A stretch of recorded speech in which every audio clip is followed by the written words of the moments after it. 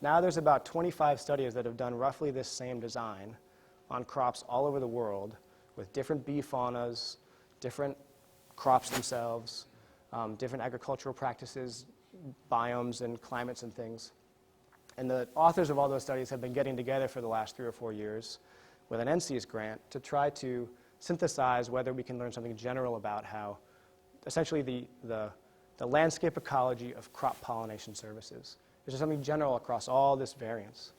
I'm not going to talk much about it, except to say that we took this hierarchical Bayesian modeling approach where, just look at this for a second, sorry for the dizzying graph, but these are my same data on visitation, now just with this exponential decline fitted to it, right? Which is just governed by a decline parameter people usually call beta.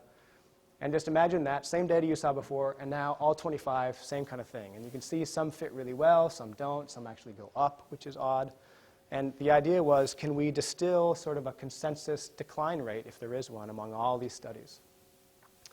So what these hierarchical Bayesian models do is give you this uncertainty distribution around this decay rate that would explain all studies best, essentially, just to cut to the intuition about these hierarchical models. So this is a distribution of the decay rate that all of these studies suggest if you take them together in this hierarchical way.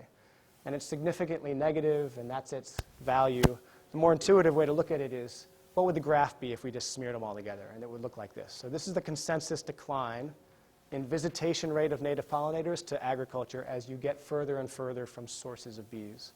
And across all these 25 studies and continents and crops and everything, it's a really sharp decline that at about 700 meters from the nearest source of bees falls in half, right? So you get half the